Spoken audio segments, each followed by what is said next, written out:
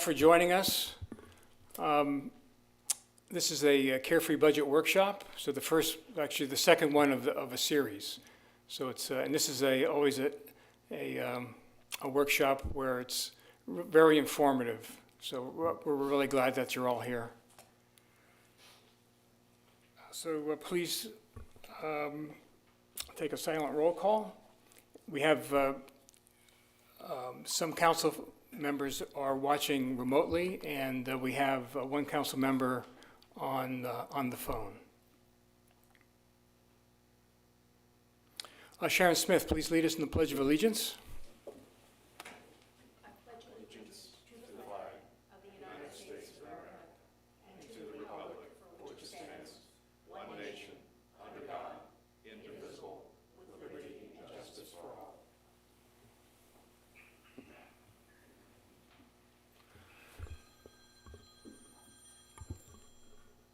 So agenda item number 1, workshop to discuss the fiscal year 2024-25 budget, including department staff presentations. So Mr. Neese, I'll turn it over to you, and anxious to hear what people have to share with us. All right, thank you, Mayor, members of the council, residents, and staff. Appreciate you all being here. Look forward to this every year so staff can share their work product and essentially what we're working on and looking forward to in the next fiscal year. The workshop will focus on just that. At the next workshop, April 23rd, we'll be focused on the numbers. So we'll do a deep dive on the respective numbers behind the budget that we're preparing for this next fiscal year. At a high level, these are the areas of focus for this workshop. The workshops are designed to be more conversational between staff and the council. Members of the public in attendance may also participate by completing a speaker form and handing it into the town clerk. And then at the conclusion of the workshop, the mayor will call upon the respective speakers. The budget process today that we're going to discuss today does not typically start today, but actually starts back in January. At that time, we are at the midpoint of the present fiscal year, and staff begins to evaluate the past and future workloads as well as trends, upcoming work initiatives, potential legislative initiatives that impact our municipal budget, as well as the progress of capital improvements such as our street maintenance project which is occurring out the window here. Later in the spring, the town begins to receive annual inflationary adjustments from various contracts we have, such as law enforcement contract with MCSO, regulatory permits, and updated agency fees, in addition to the anticipated state share revenue figures that we're still waiting to receive from the state of Arizona. As we collect this information, we hold our budget workshops to begin to define and refine our budget for the respective next fiscal year. This slide represents the council-approved organizational work plan. The lower portion of the slide is divided into 4 columns. Each column represents a key task the organization is undertaking. They include quality community development, infrastructure management, economic development and financial stability, communication, marketing, and community engagement.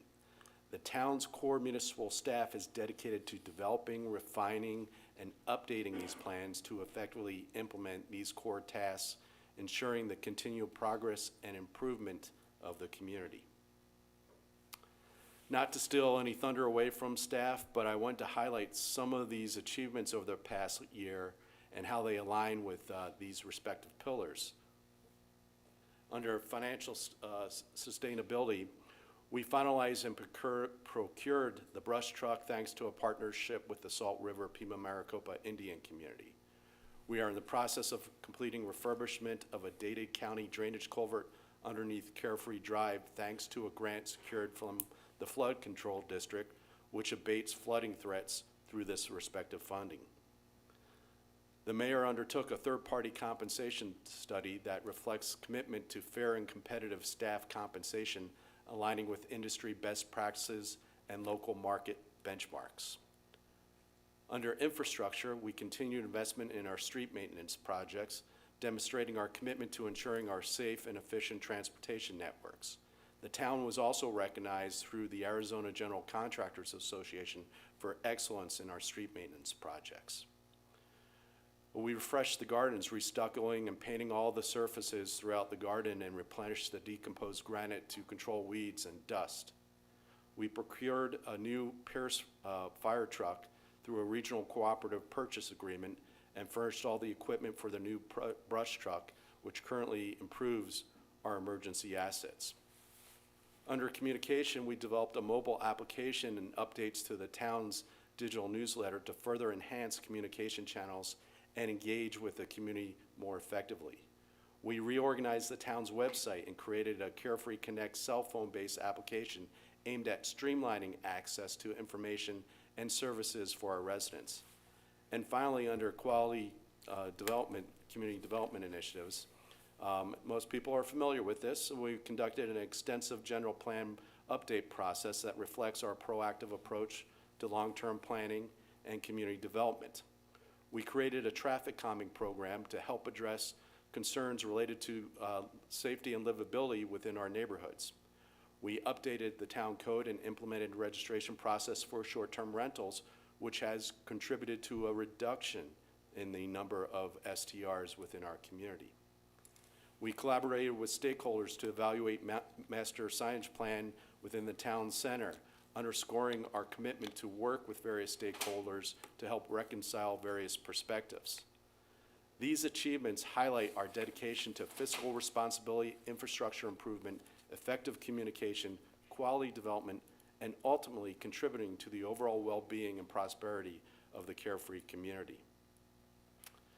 These achievements are a testament to the dedication and hard work of our town staff. Despite being one of the smallest municipal staffs in the state, comprising of 16 full-time positions, each member brings essential expertise to ensure compliance with both state statute and local municipal law. The competency of our employees is a result of education, ongoing training, professional certifications, extensive experience, and unwavering commitment to serving the Carefree community. I'd like to recognize the town staff sitting in front of you tonight for their unwavering dedication and contribution each and every day they come to work to uphold the standards and expectation of our community.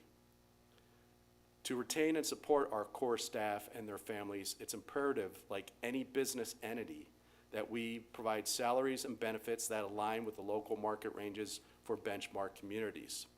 The recent compensation study validates the town's compensation position relative to the cost of living of the Carefree labor market. For those who have not viewed the February compensation presentation, a link is available on the town's website under the budget page. This presentation will also be available, as well as the previous presentation given last month about the forecasts and revenue diversification. Now let's switch gears a bit and hear from town staff.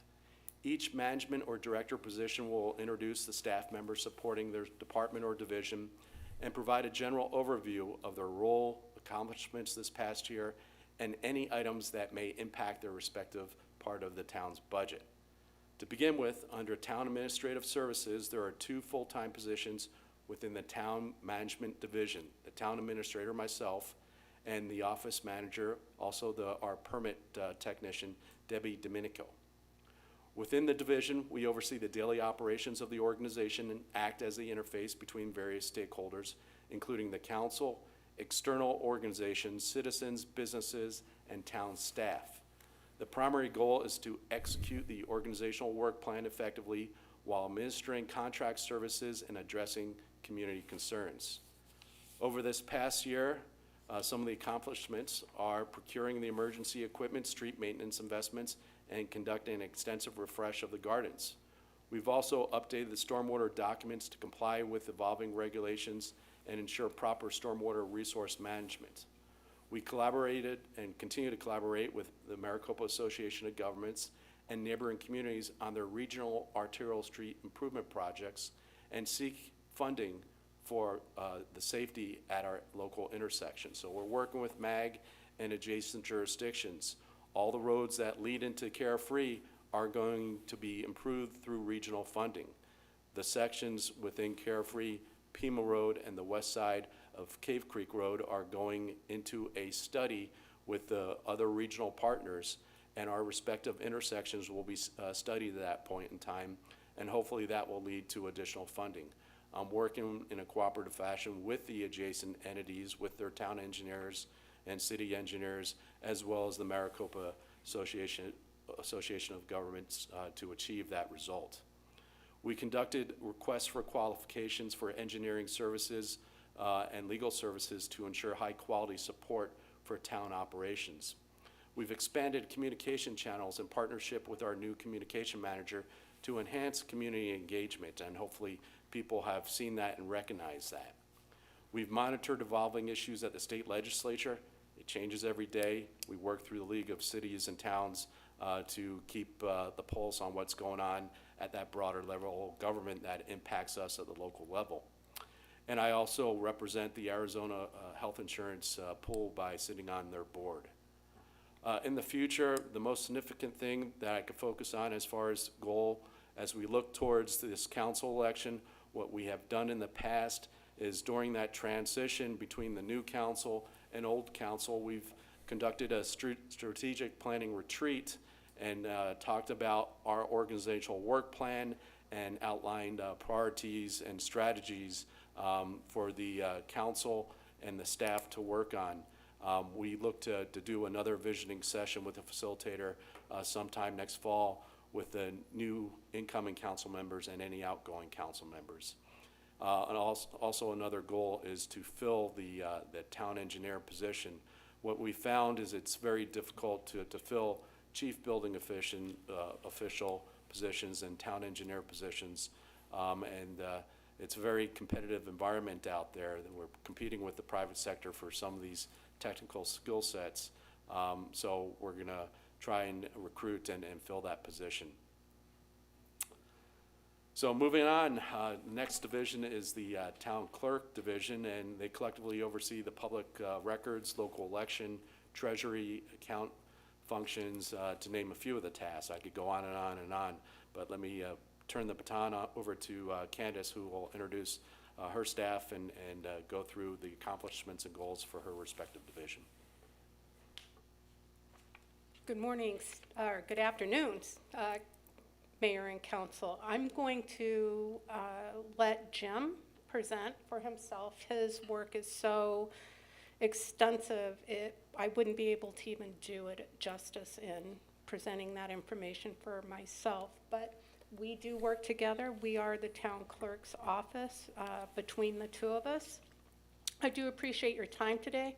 I've been with the town of Carefree for over 11 years, so each of you know me, but for the sake of anyone new in the audience and our new council member, I am your town clerk, your treasurer, and your election official. A little background on me is prior to coming to the town of Carefree, I worked at the Arizona Supreme Court, administrative offices of the court in the Certification and Licensing Division. I spent 10 years there, and I specialized in certification, licensing, auditing, and the training of licensed professionals under the jurisdiction of the AOC. My last year there, I was promoted to the Judicial Nominating Administrator, where I facilitated the judicial committees in the appointment of county, appellate, and Supreme Court justices, as well as judicial performance reviews. I have a bachelor's in communication and leadership from ASU, and a master's in communication and IT project management. I have over 30 years of experience in the legal profession as a certified legal assistant, and I maintain that certification. I'm also your certified election official and a certified master municipal clerk. I am also a recent graduate of the Desert Foothills Leadership Academy. Along with the tax collector, the municipal clerk is the oldest public servant in local government. Clerks, in one form or another, have been around since the advent of writing. The town clerk position in the Carefree is appointed by the council and can be found in Carefree Town Code Section 322. My 9 core responsibilities for the town include general management, records management, elections, meeting administration, management of bylaws, articles of incorporation, ordinances, and other legal instruments, human resource management, financial management, risk management and insurance, and the care and custody of the official seal of the town of Carefree and execution of town documents. Some of my accomplishments in the past fiscal year are highlighted on the slide, so I won't repeat them. But this year has seen substantial challenges and changes to state and local election laws that have required a significant application of my time studying, updating, and overseeing 3 major elections: the PPE, which just finished on the 19th, the primary, and the November general election, which will include our general plan, federal offices, and the presidential election. Last fiscal year, we saw an improved agenda, minutes, and records management system. And recently, as you're all aware, I implemented a paperless agenda packet process for council, which will deliver information to the council and to the public more quickly and significantly reduce paper and other duplication costs. We're busier than ever, and we're doing everything possible to streamline our workload and provide attentive services to the community. With that, I will end my presentation and ask if you have any questions. Sure, go right ahead. Candace, when we're looking at technology solutions, do they go through you, or do people independently look for them themselves, like in different departments? It depends. I look to Jim for a lot of our IT. Jim, in addition to being accountant and everything else, he also handles a lot of our IT. So I go to him first. Madison was instrumental in helping with the iPad introduction and training. So it depends on the situation. We also, as you will hear, there's going to be some automation in the building. They went through a different process, so yeah. Anything else? So I have a couple of questions and a comment. So I applaud the way you manage the elections. I mean, it's such a sensitive topic, and there's no room for error. So thank you for all you do in that regard. It's so critical. And then I noticed that Master Municipal Clerk. So maybe just tell us what that is and why that's so significant. That's a tough certification to obtain, actually. So you come on, and first you go through a series of years of training and specific hours in different areas of expertise, and attends classes at ASU, they're downtown, that is presented by the ASU Business College there. That will eventually get you your certified municipal clerk status after you've applied to the International Municipal Clerks Association. They will look at that, and eventually, when you got everything pulled together, you're a certified municipal clerk. Thereafter, you go through another series, which usually is about 8 to 10 years of service, experience, testing, and classes in order to obtain your master's. So there's 91 cities and towns in Arizona. How many master clerks are there? Right now, we've had a significant reduction. A lot of the clerks are just leaving. They're retiring or just leaving service. So it's actually dropped down to 19 right now. Okay, that's okay. That's pretty cool. Yeah. Right. I also wanted to ask about scanning or archiving documents. This has been an ongoing project. So roughly where are we? Are we at 50, 75%? Or? I would say we're close to 60%. We have scanned in all the resolutions all the way back to where they have begun. So now in the area of resolutions, all we're having to do is keep those current. We've also done the same thing with the ordinances, as well as what you see now is we work with an outside agency that keep those up to date on our website. So as those ordinances come together in the 30-day implementation time passes, they add those. So all that and everything for ordinances is now current. My next step is contracts, so that we can have a more successful contract administration service, because right now I manually go through those and make sure that I've got dates for renewals, et cetera. After that, it's a matter of keeping the minutes and any other important documents up to date. The current contracts and whatnot that come through, as well as the minutes, those are all current. Okay, so now that we've archived those things, they're available to the public through the website? No, we don't have that application. That was significantly too expensive for our budget last year when we did implement the scanning. So all of that is online, but it makes it easier for staff to pull that information up to provide it to the public.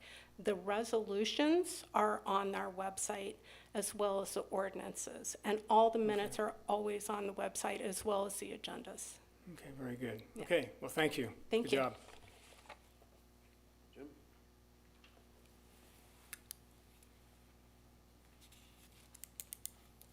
I think I've been here 21 years now, and went through a lot of audits and a lot of budgets, and it's been a very fun ride. I enjoy working with everybody here, and they're very cooperative, and that's an important thing I look over every invoice and everything that comes in and goes out, and I look at the contracts to make sure they're fair and compare it to other contracts to make sure we're getting a good deal. So I take care of the IT. I contract with a company called Nothing But Net, and for their services, they make sure all of our data is backed up every night, and they also take care of our cybersecurity, all the different firewalls that keep people from getting into any of our systems, and they've done a great job, and we've been with them about 11 years now. They also do the work for the Carefree Water Company, very good people. So the duties that I do, I help Gary prepare the annual budget. I give him the information of what we're going to estimate to end the year with, and then I figure what the rate of inflation is and factor that in. And most of the years, the budgets have been between 5 and 6% of what the actuals are at the end of the year, so that's pretty close. Of course, some things come up and projects have to be done that we didn't plan on, but that's pretty close. So I also perform the accounting functions, you know, the accounts payable, make sure everything's reviewed by the mayor and Gary, and then, you know, create the checks, and then make sure that happens. And we actually send out payments every week. Most towns do it once a month. So that gets us better prices from some of the vendors, because they know that we're not going to wait 30 or 60 days to pay them, and so I think that's a benefit. I also look over the cash receipts that come in and make sure they're coded correctly and go to the right accounts. I also look at the capital asset. We have a system that manages all that the auditors clean through, and I make sure all the general ledger accounts are posted correctly. If anything's done incorrectly, then I make the counter entries to put it in the right place. So between the IT and the accounting, that's the bulk of what I do, but I also help with the human resources. So I make sure all of the people are put into RAGIT, which is our Rural Arizona Group Health Trust, and they're starting a new portal to do all that, so I've got some training to do to learn that new portal. It seems like something's always changing. And then if somebody has a baby, I have to make sure that they're added to their policy, and, you know, all of these things. And then we've added some supplemental insurance that people can buy, and life insurance, and so I have to administer that to those and make sure that the beneficiaries, I have to have everything in writing. If they're married, I have to have a certificate of marriage, you know, for the life insurance to pay. So the human resources is kind of my third thing that I work with a whole lot. So basically, I used to take care of everything on the website, but thank God we have Madison to help. That was just kind of too much. It was, I mean, I made sure everything got posted and we kept up with it, but it's much better to have somebody attending to it every day. And I appreciate that. I'm glad we added her position, and she does a great job. She's very, very good at what she does. One other thing I do is I compile all of there's the Arizona Open Books. I make sure every quarter that that's updated with all of our bigger transactions. Anything more than 5,000 is posted to that website. And that's a requirement of the state of Arizona. We have to do that. And I'm also selecting a newer accounting system. I tried to put one in place, but it didn't function properly and it froze up a lot. And so I decided not to stay with that product because that didn't lend an air of success with it down the road. I figured I would have to change again. So I'm looking for something newer that's not as complicated. We don't need a real complicated package. And as I get ready to retire, I'd like to have something that I can train somebody on very easily instead of just being an ordeal. So, have any questions? I'm also a certified municipal clerk, just so it's something I've had for a while.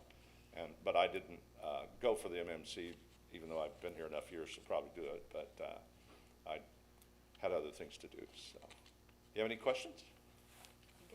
Yeah, the only thing I would say is something that I think we all appreciate is the cybersecurity. And I know it's a big focus of yours to keep us on our toes. I don't know if maybe you work with nothing but net, but you bring folks in, at least virtually, to Yes. train us and make sure we're doing it right. So thank you for Bad thing is that. the phishing. Everybody gets an email. They open it and it says, click on this to look at the invoice. Well, I tell everybody, if you don't know who it's from, or sometimes, like we got one from Rural Arizona Group Health Trust, and it didn't come from them.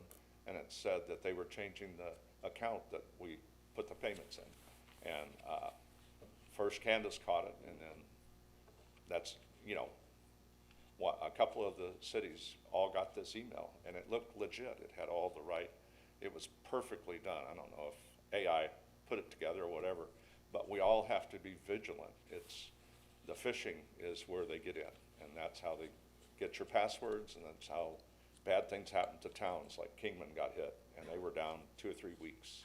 They couldn't write tickets, they couldn't pay utility, couldn't get utility to, payments. Everything ceased for like 3 weeks until they got it all. They took and put all their backups back in and got it clean, but it takes a long time. And I see we only got hit one time about 10 years ago, but I saw that it was changing the names of the files, so I just unplugged the computer, and in like 5 minutes it had already compromised like half of our files. Well, I have really good backups, so I restored all of those volumes and then we were back up and running, but it took about 6 or 7 hours. And she only clicked it and it was working for 5 minutes. So that's how important it is not to open anything that you don't know who it's from. And so I send out emails all the time. Well, this is the thing that's going around right now. Be vigilant, And as vigilant as you are, the crooks are getting better at it. So, and that's true of us at home too, You just got to be on it. So. Okay, Okay. great. Well, thank you, Jim. Good job. All right, moving forward, last position under Administrative Services is our communication position, and that's Madison Garrett. Madison hides in the back of the room. She's running our live YouTube broadcast every meeting that we have. She's done a terrific job in her less than 1 year with the town, expanding awareness of our meetings and community issues and engaging the community. That being said, Madison, why don't you walk us through your accomplishments and your short tenure here and some of the goals for next year? Yeah, hi, Mayor and Council. This is my first time presenting. I'm always in the back, but I'm always here. I'm the town's communications manager. A lot of you people here know me already. My role is to centralize all the town's communication and marketing efforts. I oversee digital and written and verbal platforms, which includes and is not limited to websites, emails, mobile apps, social media, accounts, public relations, flyers, posters, signs, and banners. In my position, I continually improve communications with our stakeholders, which is residents, business owners, local organizations, and surrounding communities. I'm currently a part of the Desert Foothills Leadership Academy, so I'm connecting with other organizations and even people from Scottsdale right now. Last but not least, I market the town to help attract local visitors and tourists from other states. Some quick background is I graduated from ASU with 2 degrees. I have one in business entrepreneurship and a second one in digital and integrated marketing. And yeah, that's my 2 degrees. And I also have a minor in design studies as well, and I've been putting that to use. I've been in the role of a communications manager since October of 2023, so I haven't even been here a year, but I've been doing a lot and taking on a lot. Since then, some of my accomplishments include consistency of social media posts and emails. I created a carefree brand identity, which includes colors, fonts, tone of voice that I use on all things that go out. I've assisted in planning community events and activities such as Sanderson Saturdays, and I'm currently planning the community event Earth Day celebration. I am ambitiously also looking to add 2 more events to the town calendar, which include a Touch a Truck event, which would coincide with Public Service Awareness Week, and a fall festival type of event. I'm still brainstorming in October that would be community-centric and also in collaboration with the business owners in the area. Our email subscriber growth has increased since I implemented segmented email lists, which basically let people pick and choose what information and news they want to receive. In November, I started distributing the Carefree Next Week weekly newsletter that lists meetings and town events that are happening in the upcoming week. So if you don't want one every day, or you want one not the monthly, but you need some reminders, it's great for that. Our monthly Carefree Connection goes out on the 1st of every month and includes event information, updates, ongoing projects, important community tips. We've even had fishing community tips going out, and a business highlight. I began organizing the website just to kind of help with user experience, to make it easier to navigate and find information. However, I'm also now in the process of working with a new website provider and app provider so that we can redesign and reorganize our website. That is soon to launch, so keep your eyes peeled. This will also help create consistency of the information on the app and the website. It will also be easier to me because I can post to both simultaneously and schedule, which I haven't been able to do until now. My ambition has no bounds. I have several big goals for the next fiscal year. I'm separating our Visit Carefree website from our government website, which was combined, I believe, a few years ago. And this is more geared towards tourism and visitors. I'm building this from scratch, and it's going to launch in the summer, but it will be the go-to place for anyone visiting Carefree, wanting to know information about all the fun things that are happening. We'll even include all business events and promos on there. I also plan to revamp the Carefree merch store into a Carefree creation shop, which I will have shirts, license plate, mugs, bags, and more. Some really cute designs, kind of if you know what Sedona looks like, their shops look like. I'm kind of going for that, but Carefree, so cute illustrations. I'll also be working on increasing SMS text communications, which is for more time-sensitive news, so it's immediate, goes to the phone, especially for things like street projects, which can get updated quite frequently. I will continue to work with business owners to help build their visibility and attraction along with the towns. I'm planning to do this using influencers on social media, as they will help elevate the town's credibility, image, and attraction to larger, more diverse audiences than our social media can. They're the most effective ways of marketing in today's day and age. I'm very happy to be here with the town. I love everyone that I've met, and everyone's great, and I'm excited to do wonderful things. So, Okay, very good. Yeah, Madison, do you have any questions or? Yeah, so what you did mention was the 40th anniversary. Yes. And you were front and center on that. So this is the 40th anniversary of the town.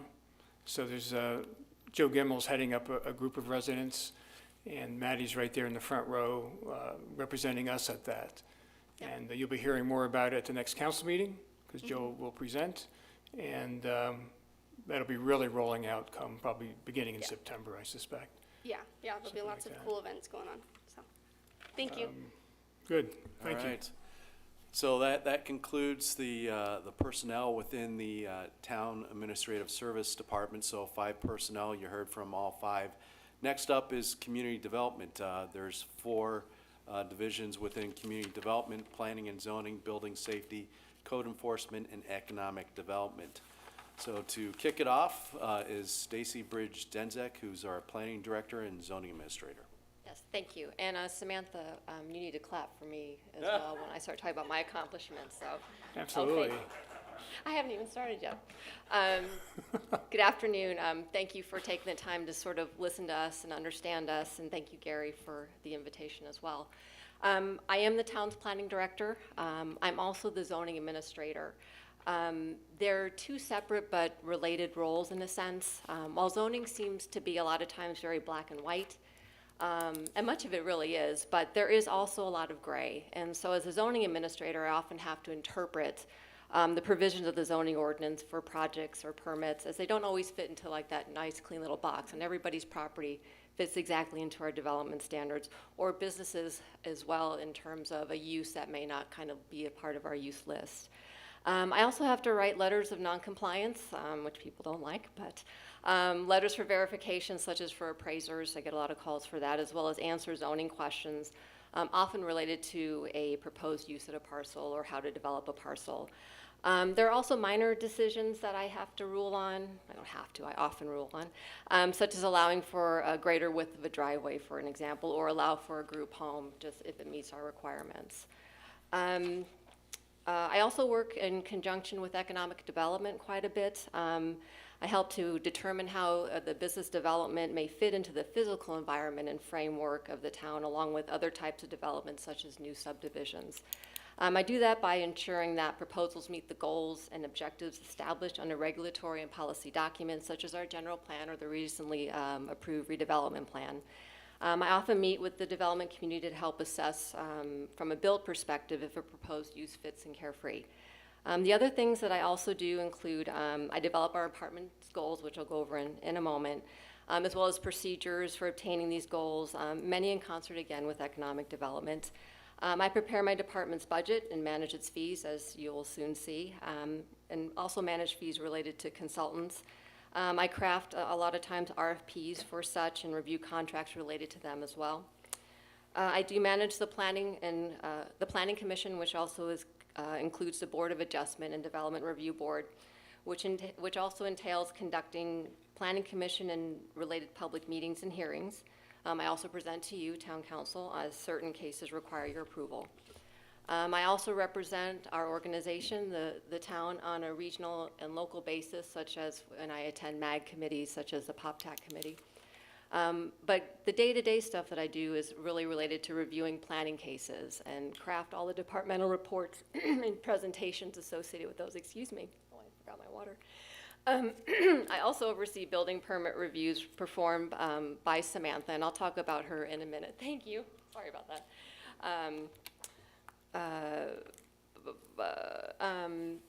And I'll talk about Samantha in a moment and coordinate the zoning issues that she might identify. I think there was a politician that like struggled with water, and anyway. I also manage and contribute to town projects such as the general plan update and the signage component of the comprehensive sign and circulation plan.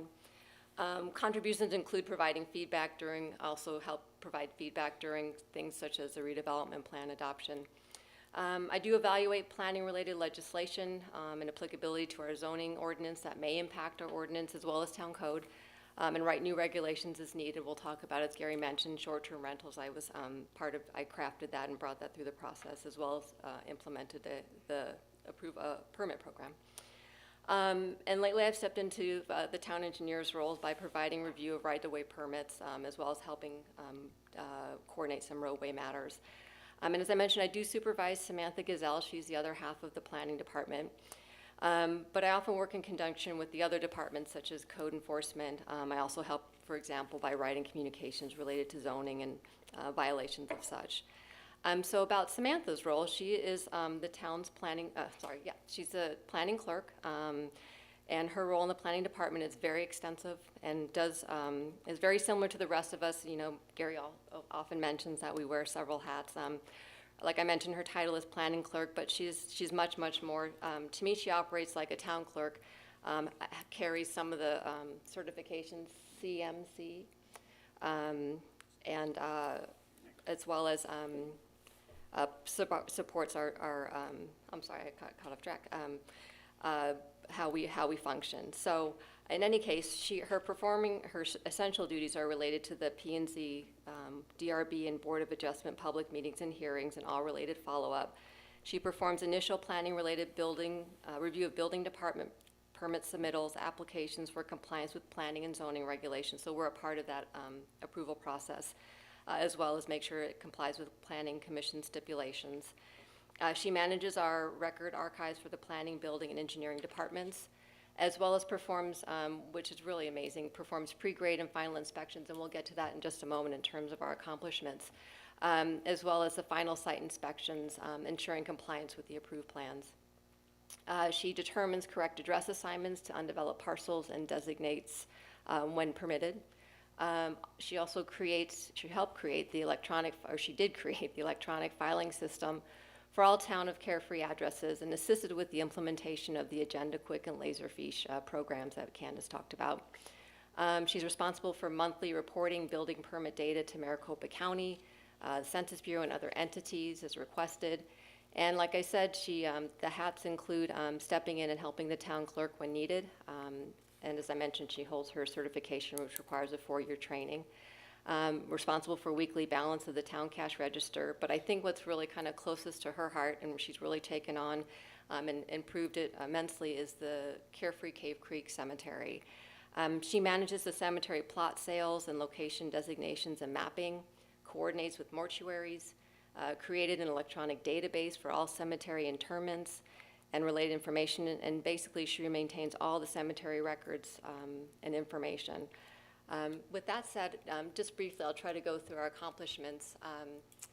As I mentioned, we process planning applications as well as building permits. It sounds like when you say 13 zoning applications and 13 pre-applications, it doesn't sound like a lot, but for a two-man or a two-person department, it can become a cumbersome job, and a lot of times, a lot of projects that are pre-applications, they come, they go. So we had 7 mountainside cases, a condominium plat, variances, and wall height waivers. I think really important to note is that we've been involved with 20 public meetings, public hearings, work sessions, including the general plan update, community workshops, and the sign and circulation plan with stakeholder meetings. As I mentioned about zoning verification and violation letters, there have been several, and I do work closely with code enforcement about short-term rental deficiencies. We answer public records requests. We supported the facilitation of the issuance of building permits, right-of-way, and other development-related activities. Reviewed approximately 120 building permits, so you'll probably hear from John Gunn, our building official. He'll tell you there's many more. We're on many of them, but not all of them, but 120 is a big chunk for us. For compliance with our town's zoning ordinance, which includes 14 single-family homes. We've conducted approximately, and this is Samantha, she is responsible for site inspections to date, 160 of them through the course of this fiscal year. Conducted coordination of the general plan process, including preparation of the first public hearing draft, which will be coming to you in a work session in a week or so. We've revisited the signage component of the sign and circulation plan and reached a consensus among newly formed stakeholder groups, so we're excited to be bringing that forward to you very soon as well. And again, like I mentioned, we do work closely with the economic development, and we've met various members of the development community regarding commercial parcels in town. There's management of the Carefree Cave Creek Cemetery, which I mentioned, as well as maintaining our archival system. So our goals for this year, again, are to move the general plan update process through the public hearing phases and towards a hopeful adoption and ratification. We've set goals with and continue to support efforts related to implementing the redevelopment plan for Town Center under Economic Development Department, including design guidelines and overlay zoning. That was 2 items that came out of the plan that were of great interest to the community. We will also hope to update the Carefree zoning ordinance, as well as begin to implement the signage portion of the sign and circulation plan. And lastly, again, this is related to the cemetery, to professionally survey and develop a to-scale plan of the Carefree Cave Creek Memorial Cemetery. Sam is very meticulous about documenting where all of the graves have been to date. It's really important, however, to do a survey to really know within an inch exactly where all of those entombments lie. So with that said, I will be happy to answer any questions that you might have. So in the, how do you find out about zoning and ordinance violations? They are either brought to us typically they're brought to us by citizens, or business, depending upon where the violation may be. Code enforcement will probably talk about how he surveys the community, but it typically is, and I shouldn't say it's only resident, but it tends to be resident driven. So I have a question. Sure. On the continued, oops, okay, the slide moved. But we talked about Gary wants me to- updating I the think Gary wants me to ordinance, move on, zoning so- ordinance. Yeah. So how do you envision going about doing that? Update the carefree zoning ordinance. Again, that's going to be an effort that is going to necessitate a consultant to support. Planning departments can do them on their own. As a 1 to 2 person department, being that would probably solely lie in my responsibility, it would take us a lot longer to get through an updated ordinance than it would if we had a consultant who can focus on it on a regular basis. So I don't need to go back to the other things I mentioned that are part of my daily responsibilities. But it's really important in the sense that it needs to be updated to be current with legislation, just changes and sort of how development has worked. I don't want to say our ordinance is outdated. It's not by any means, but there's certain tweaks to it that need to be made to be more current and more applicable to sort of how development is occurring today. Exactly. Yeah, because we don't want an applicant to look at it and read it and then think he can't do something when in fact maybe the law has changed and he can do something. Right, exactly. Yeah. Big focus would be on our signage ordinance for the most part. But I mean, there's things throughout that we need to clean up. Okay. I would also say the work that Sam does on the cemetery is, it's kind of, most of us don't realize you do it, but for the people who have someone who's passed away and have to navigate all that stuff, it's really critical. And those people, based on the rules associated with the cemetery, are people who live nearby, right? Either in Carefree or Cave Creek or really close to us, so. They're in the Anyway, school good job. district, is that right? It's the it's school about the district. School district, right? Exactly Yeah. right. So, thank you. Okay, well, thank you. Yeah, there you go. There we go. All right. Moving on. Next division is the Building Safety Division. Its primary objective is to ensure compliance with adopted building codes through the issuance of building permits, plan reviews, and inspections. About 2 years ago, our building official of 24 years retired, Mike Tibbett, served our community well. We hired somebody who was here for 9 months. That person was hired away to then work for the city of Phoenix through a third-party consultant. His salary was essentially doubled over what we had paid him, or were paying him at that time. It's a difficult position, as I alluded to earlier, to hire for.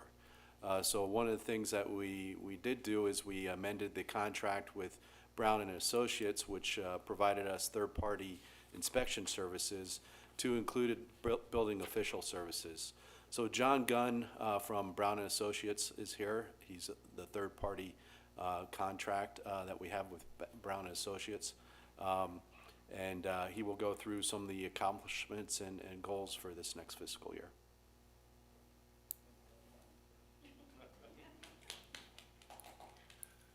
Good afternoon. Obviously, I'm John Gunn. I'm with Brown & Associates. I've been with Brown & Associates for about 29 years. Actually, 20 years. I've been in the business for 29 years. I'm working as your building official. I'm your plans examiner, and I'm your building inspector. So if you see me around, wave, say hello. We do a lot of things with the building department. Obviously, we deal with inspections, plan reviews, we issue permits. That's our main goal. We do single-family residence, we do commercial, solar, water heater replacements, anything that requires a permit, which in this town, that's everything. So that's us. We meet with developers, homeowners, and contractors and architects to work on building codes and obviously to get permits issued so we can build stuff. We also help with the stormwater management as far as trying to educate some of our builders about polluting everybody else's lot and trying to maintain all of the stormwater onto their site. Our accomplishments this year, I look at this stuff and just, okay. We conducted over 4,000 inspections. Now, grant you, when you're dealing with inspections, it's not 4,000 individual inspections. We do a framing inspection. We have rough mechanical, electrical, plumbing. There's as many as 6 inspections on one job site. So that's how you get the 4,368 inspections, which again, kind of shake your head, but it's true. As far as permitted construction projects, over 121,000 square feet of improved structures, remodeling. Seems like a lot, but well, it was. 38 single-family houses over the year, not to mention remodels, additions. It was a lot. The 38 new single-family homes were valued at over $28 million. A lot of big homes. The building division performed over 2,000 site visits and over 280 plan reviews. I know that probably doesn't sound like a lot, but I keep shaking my head. Wait a minute, that was me.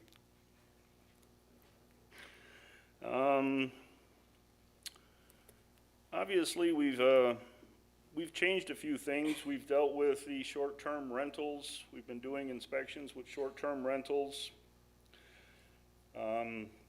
Basically going out there and making sure that these people that are using their homes to rent to other places or other people, that they're safe.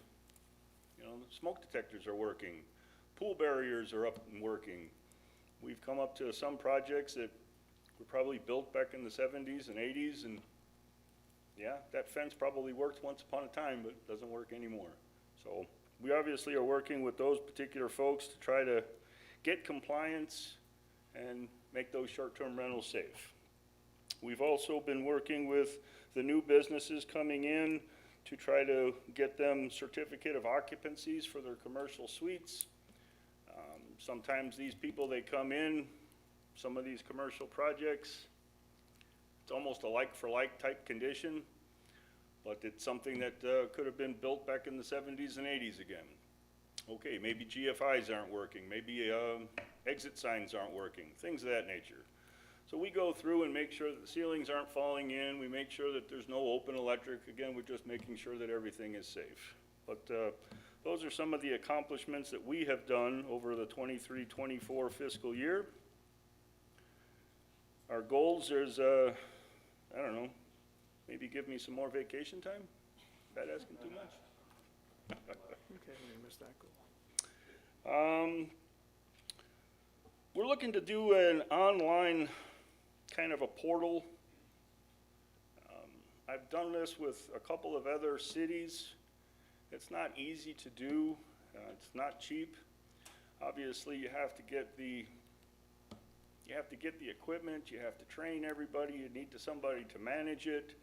But that's something that we're trying to accomplish over this next fiscal year, is at least get the ball rolling in that direction. Every week I get phone calls and emails. Could you tell us how to get into your portal so that we can submit plans or that we could submit an application? No, you have to come down to 8 Sundial Circle with your plans and you have to fill out your application. It does kind of rub some people the wrong way when they're driving from Chandler or Surprise or wherever they're coming from. But again, that's something that's not going to happen overnight, so hopefully we can get something started this fiscal year. Continuously working with Rural Metro in the commercial aspect, and then of course, just trying to maintain our turnaround times with plan reviews. As far as inspections are concerned, I mean, as long as you call in before 4 o'clock, we're there the next day. Plan reviews, sometimes they can go out to 4, 5, or even 6 weeks. It just depends upon how many are there and the complexity of those particular reviews. It's the best I can do as far as that's concerned. But if you guys have any questions, I'd be more than happy to try to answer them. John, for the single-family home projects, the 38, do you have any historical information on like the past 5 years? Is that high, low, average, or, I know you haven't been here, but. Well, I've been here almost every day for probably 3.5 years. Okay. So Mike Tibbet brought me in at the end of his career, and he was focusing on doing plan review and staying in the office, and I was doing inspections like the Hampton or the View or what have you. But to my recollection, as far as the amount of single families that we had last year, I want to say it was about 45. So in comparison to what we had last year, it's roughly the same. It's, 45 to 38, but again, it's roughly the same. So, Mayor, members of the council, what we'll see over time is obviously a decline in the number of new homes, but a escalation in remodels. Obviously, we have some beautiful homes here, beautiful home sites, and people that love the landscape in Carefree and want to upgrade the home to today's standards, to today's technology. So what we're seeing is a trend of significant remodels that gut the interior of these homes. And when you look at some of these homes that were built, in some cases in the 60s and 70s, significant code issues and a lot of technical things that we need to review to facilitate those upgrades. So the workload does not go away, it actually increases because of the technical aspect of the respective reviews. Yeah, and I would add, as we build new houses, those new houses are typically on much more difficult lots. Absolutely. There's That's a lot of what's retaining left. walls, a lot of work goes into the property before we even put our first shovel in the dirt to build the foundation for the house. There's so many things that have to happen first. Yeah, and so over time, the easier lots have been consumed. Oh, yeah. And now Yeah, everything's they much more don't exist difficult. anymore. It's going to the automatic or online permitting process. So you talked about the upside to the contractor is clear to me. The challenges that we have are clear. So what's the upside for us? The upside for us, I mean, everything that we do is paper. So, everything that we're archiving is in paper. The address going back to 1984 if we've issued a permit for it. So when people calling and asking, it's not like we can turn to a computer, pull up an address and tell that particular individual how many permits have been issued for this particular address over the years. We have to physically go find the archived file, thumb through it, write it down, call the person back. So one of the things with having a digitized system is that all of your access to archival stuff, whether it happened back in 1984 or it happened in 2023, is in that computer. Easier to get to. Okay, so we're more efficient. Yeah, I mean, 100%. I mean, some things I can't explain. I don't know in 1985 why this particular address, there's only maybe 1 or 2 things on it. I can't answer those types of questions. That kind of gets the human element out of trying to maintain any kind of record keeping. If somebody threw something away because they thought it needed to be thrown away, and then find out, oh, gee whiz, we really did need that, it's already cat's out of the bag. And Mayor and Council, additionally, Debbie, in addition to all the other things that she does, she is taking phone calls all day long for inspections. And she has to physically fill that form out. And at the end of the day, she has to physically add all that information to a spreadsheet and email it in for Brown and Associates for the building inspections. Then she also gets several calls a day from those individuals saying, what's the status of my building permit?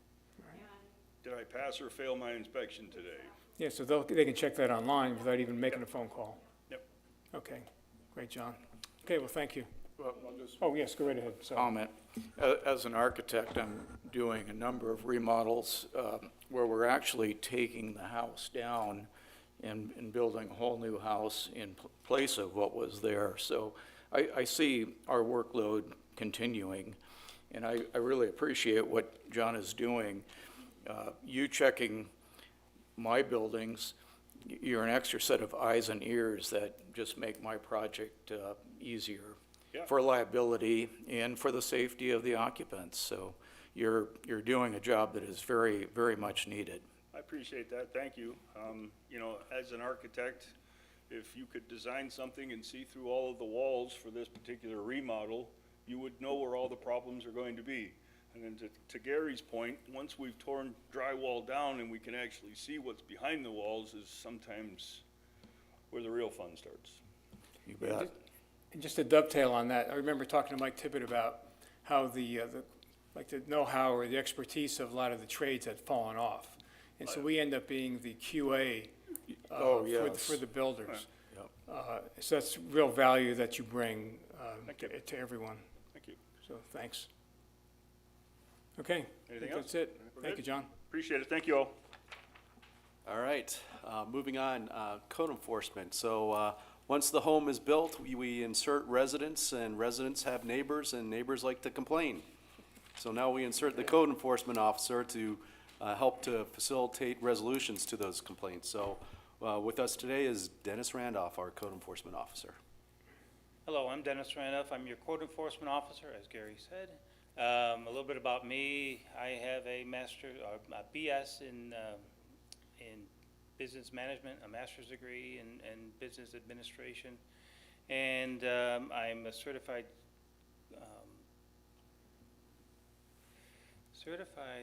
court security officer. And I've just completed certification for CELA, which is Code Enforcement League of Arizona, so level 1. That was something I started doing in October, but was not able to start due to a small health issue I had. My duties include, besides code enforcement, that's a very emergent part of my job. So when a phone rings, I do my best to get out there as soon as possible to see what the issue is. Barking dogs, sign complaints, debris in the washes.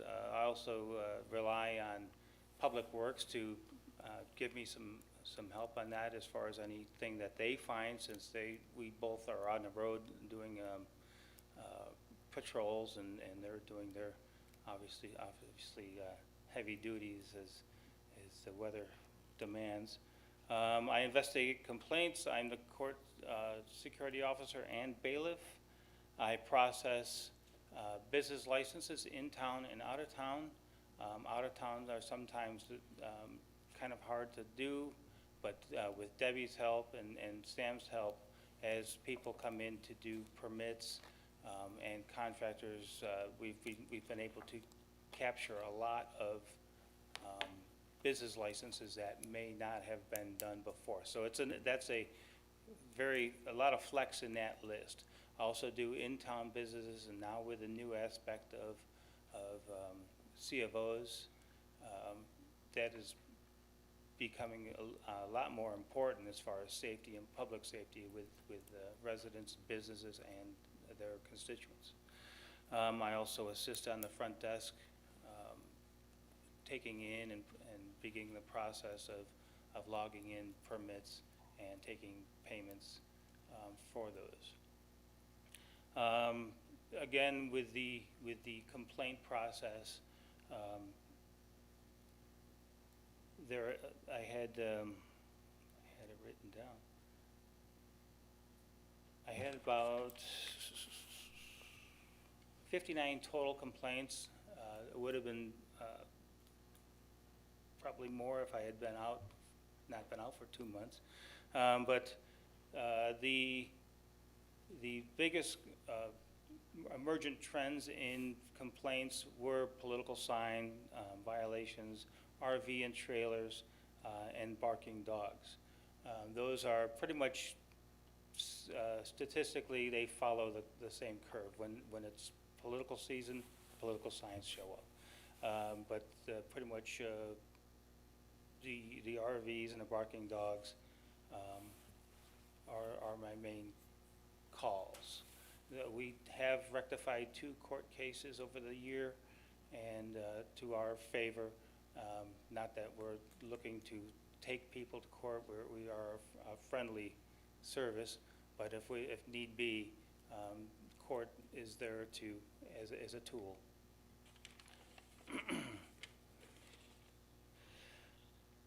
So I've processed and managed 264 in-town business licenses with that flexible 170 out-of-town business licenses, which can be as close as Cave Creek and as far as anywhere in the country.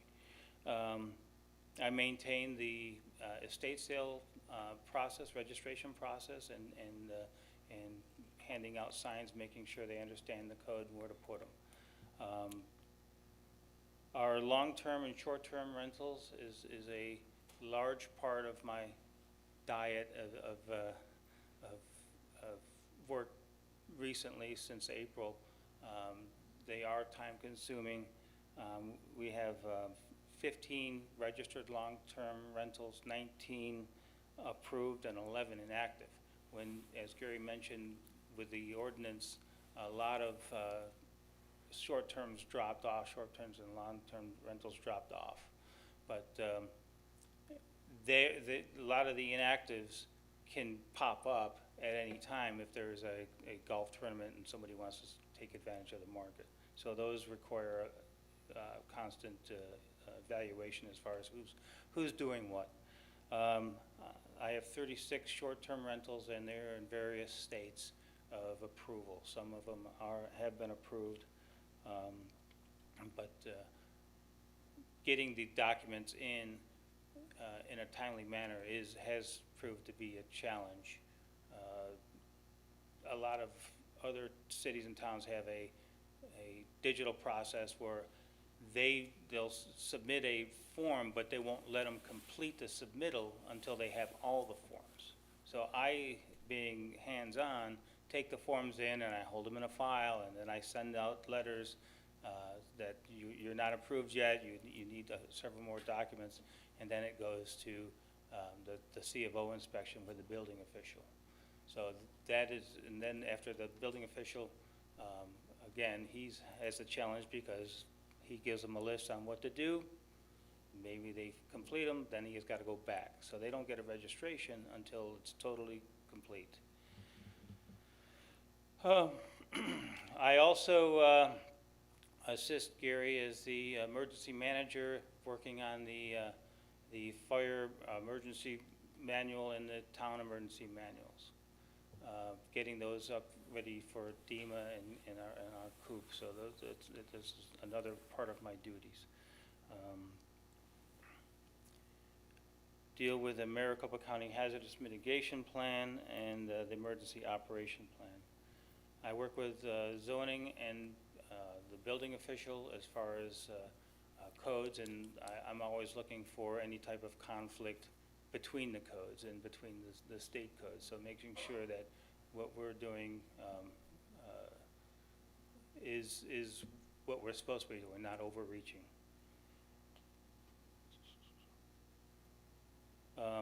Hopefully, I would like to do the level 2 to continue my education for SELA, which is more training and sharpening my skills, refreshing my skills in report writing, zoning issues.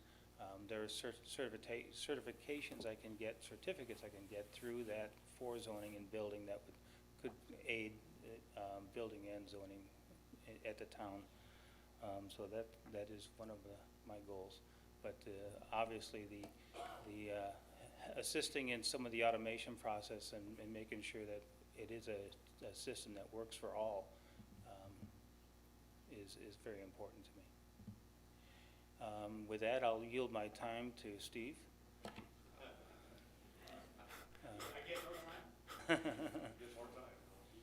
May I ask a question? Absolutely.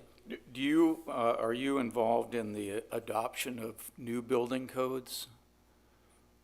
No, well, no, that goes through. That'd be more John Glenn or Gunn? John Gunn, right. Yeah, Mhm. okay.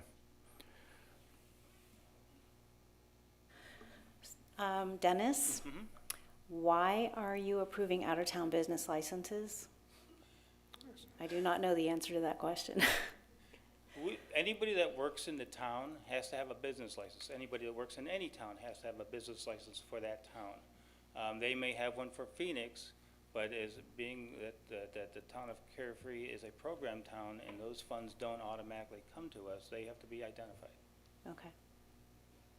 And then with the short-term rentals, is there a way for us to know whether or not people are renting their house or residence without being registered? I mean, they might be in the process but have not completed it.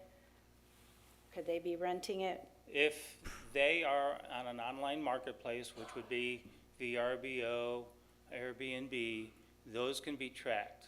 If they're doing it Facebook, other type of electronic means, those are a little more difficult, especially to find out where the address is. We have a database or a program that is a aggregate of these online marketplaces that we can identify and send a letter out and say, look, we know you're, just come to our attention and try to get them into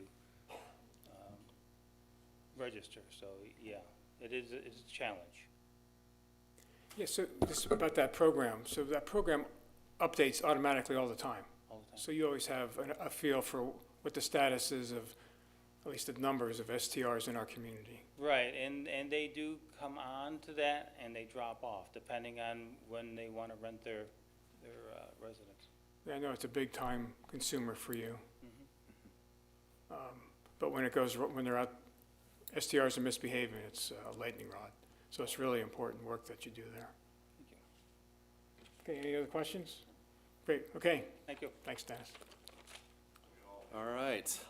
Last but not least in the Community Development Department is Economic Development. And we have spoken over and over again about our sales tax centric model and the risk associated with that we do not control three variables, which are the legislative risk. We cannot control what happens downtown, and we know that has impacted us over time. Just look at what happened with construction sales tax. Look at more recently what happened with rental tax. And last year, the grocery tax was discussed as far as elimination. Imagine if Bashas moved out of town and the impact it would have on us. Well, if they eliminate the grocery tax, that's Bashas moving out of town. That's one of our major anchors. There's economic cycles that we do not control that impact our revenue stream. And then social factors, consumer factors that we cannot control that influence that revenue stream. Those are three risks that we do not control. So we have to design things to insulate ourselves from these risks.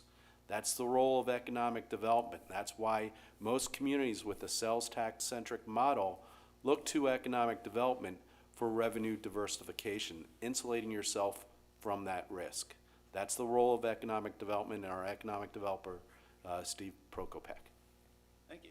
You got it right. First and foremost, as we're going through the budget process, I want to make my first budget request, and that is where we replace this thing, because half the people can't see over it, and I think it might be hard for you to see half the people that are trying to see over it. And so Push it down.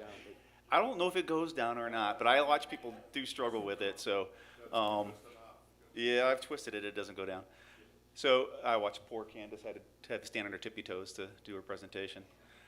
Secondly, I just want to let everybody know, if you don't remember last year, I had two different shoes on, and this year I actually decided to wear a matching pair of shoes. So that's an accomplishment for the year. that's the accomplishment for this year, was making sure my wardrobe matched. Yeah, Gary, thank you for the intro. And economic development, in most cases, when you go to most communities, most people think economic development is just bringing in new businesses. a lot of employment generation. But in this particular instance, economic development is really focused around the key issue of this community, which is generating sales tax revenue. And, and if we all are aware that over this past year, 80% of the people of this community have voted for making sure that we continue on with the model of being able to utilize sales tax revenue is how we fund our government and be able to put a budget together that provides the services that the people not only need, but expect to have as far as having a quality community. And so my job is to make sure that we maximize our retail opportunities. In this particular instance, it's not a lot of opportunities, but they're extremely important, and that is looking at new development for regional retail over at Carefree Highway and Cave Creek Road, looking at our town center and being able to maximize and improve and revitalize and make sure that this particular area not only provides retail revenue, but also provides services and opportunities and enjoyment for the community at large. And then also looking at the future as how things can fit in, and our only last opportunity in Frontier being the northwest corner of Carefree Highway and Tom Darlington. And so when it comes down to it, these are the things that I'm focused on. In this past year, went through our economic development plan, and the primary focus that everybody in the community really, obviously is looking at the corner of Carefree Highway and Tom Darlington. So as part of what I do, it's working with existing property owners, it's working with landowners, it's working with developers, it's working with their agents and brokers. I've developed relationships with all of those folks. And then last but not least, it's actually working with our businesses, helping them solve their issues and their needs, working with new businesses that want to come to town, as well as advocating for businesses on their behalf. And generally, economic development has a lot of rub with different departments, including usually building safety and with planning. And I'm very happy to say that we do not have that rub here. I think we just have a fantastic team. I think it's a team that's committed to trying to making sure that we're doing the best thing we can for the businesses while balancing it with the needs for the community for things like safety and making sure that we have quality. For this particular year, as far as accomplishments go, the big one is really just creating the relationship and making sure that we're moving forward on the Empire site, which is the northeast corner of Carefree Highway and Cave Creek Road. And I'm happy to say we're moving forward with the owner, who's also developer and who's partnered with Diversified Partnerships. I've provided an update, so I'm not going to go too in depth on that, but that is the critical success point right now, is making sure that we're moving forward on that particular relationship. And so I'm happy that we're moving in that direction.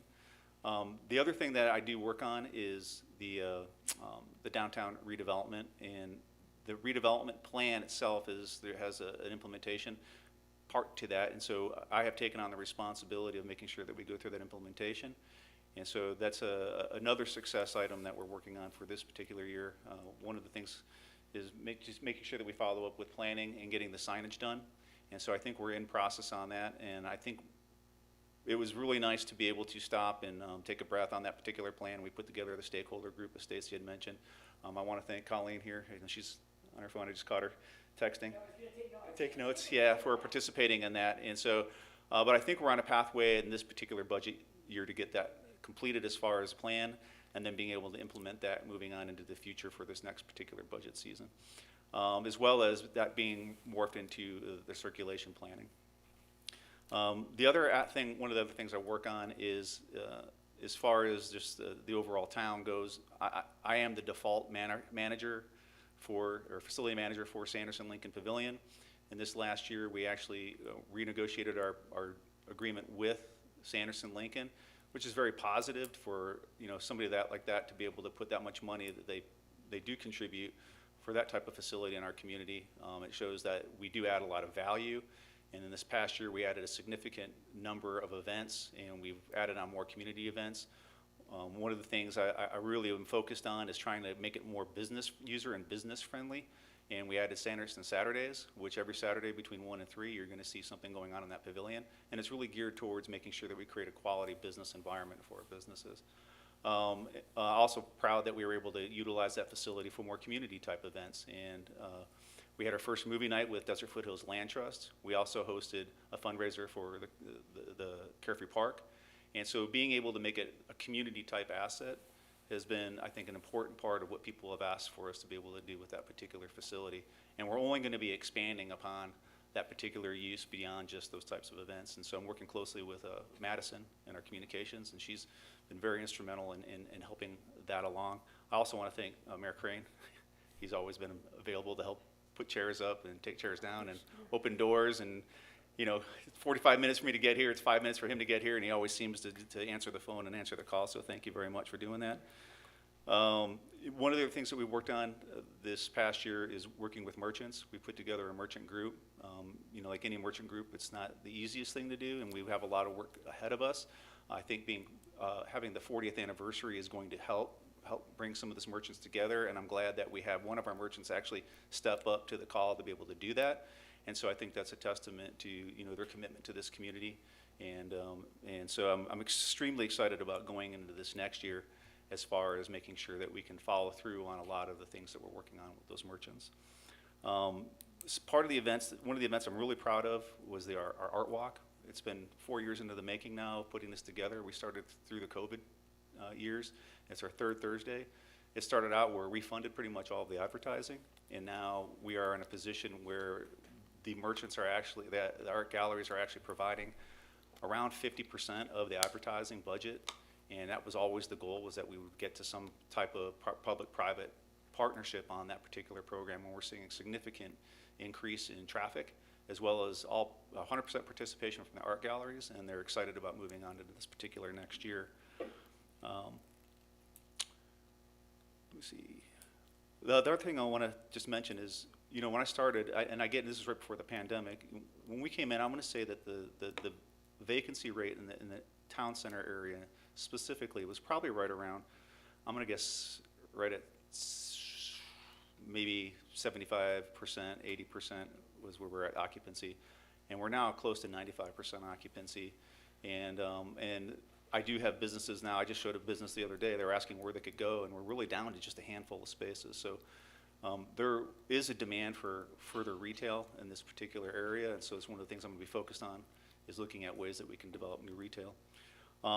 The one thing that I think is extremely significant as far as moving forward and accomplishment from last year is the Economic Development Advisory Board.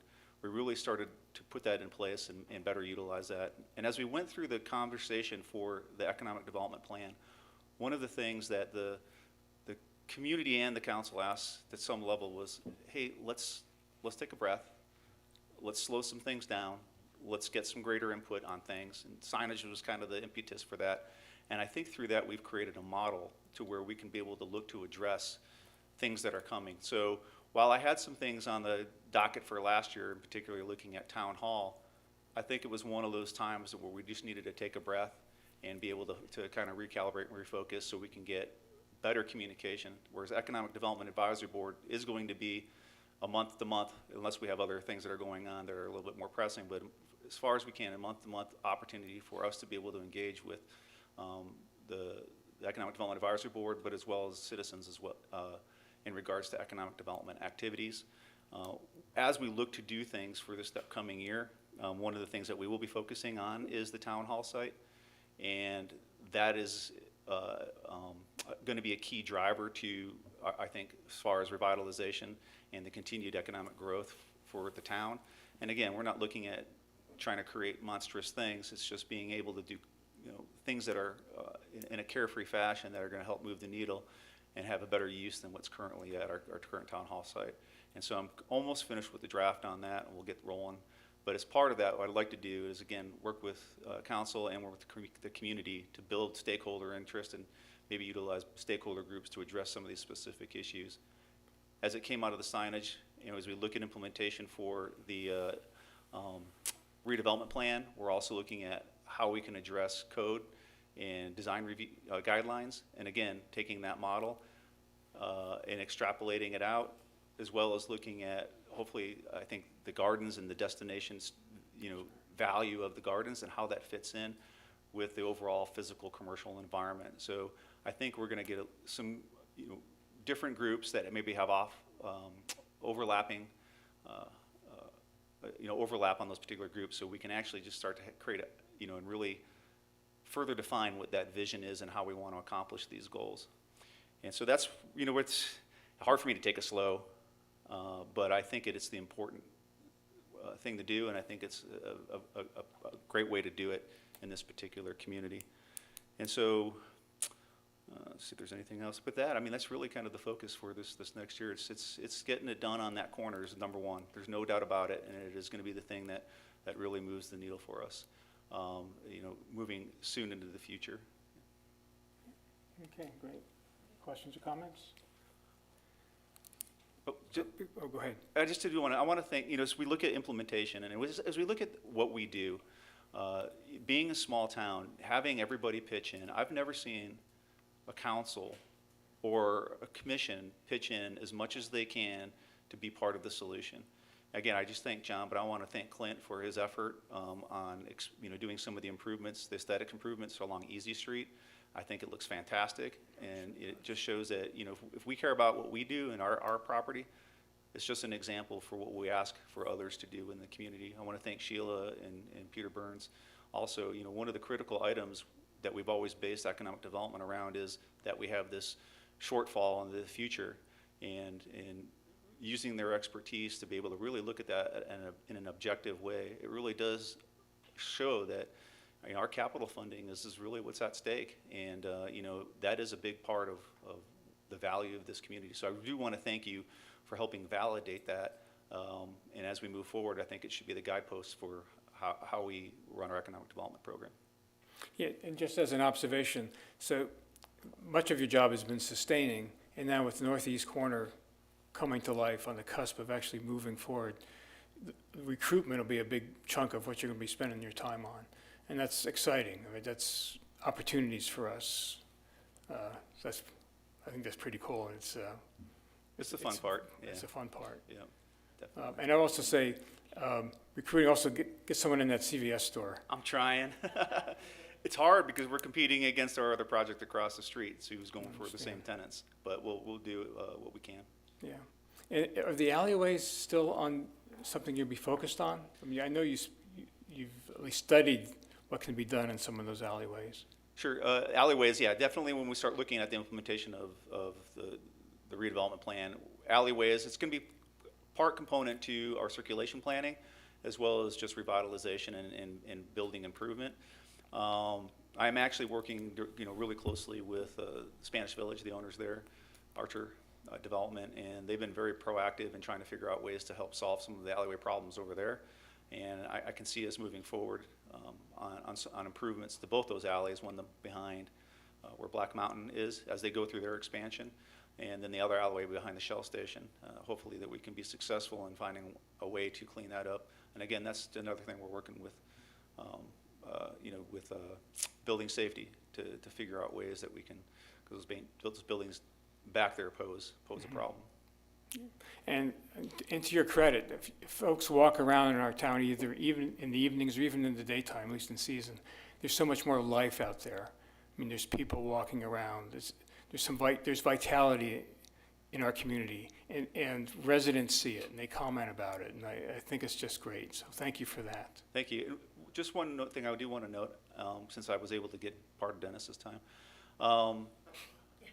that we are actually, you know, the metrics is difficult.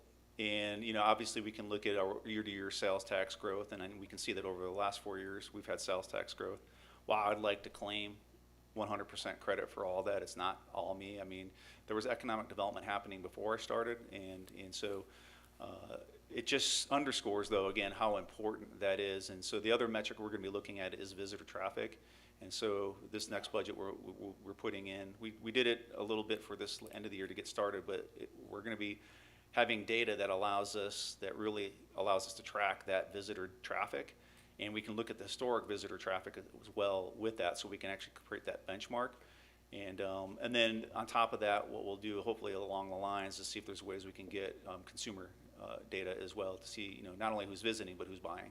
So that is the ultimate goal for, you know, these things aren't cheap though.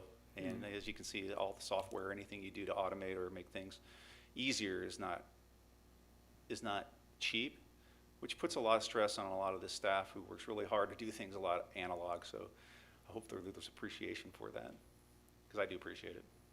Okay, great. Well, thanks, Steve. Thanks. Well done. So that's our Community Development Department and the 4 respective divisions there. Next department is Public Works, which is composed of 2 divisions, our town engineer as well as our public facilities and streets. As you know, the town engineer position is vacant and we're looking to fill that position, but the position is a very important position and it oversees our aging infrastructure. So naturally, you want somebody there that can monitor that and tailor projects to maintain those aging assets. Additionally, we have increasing compliance-related tasks from higher levels of government, such as our stormwater pollution management, and you heard several staff speak about that, and there's parts of it that touch every part of the organization. It's something that is required through the Clean Water Act, passed on to the states, and the states pass the responsibility onto the local governments. And for that responsibility, we have to then reimburse the state for their part of the implementation, which is watching us. So they go around and do an audit every 4 years or so of every organization that's within that boundary of the Clean Water Act. So many of the urban areas, and we fall within that urban area. We had a 1-day audit. They got here at 7 a.m., didn't leave until after 5, and went through all our forms, all our documentation, and made sure that we were in compliance. And we had to update about 24 different areas of our respective plan. Another one of the elements that we have to manage is dust control, PM10.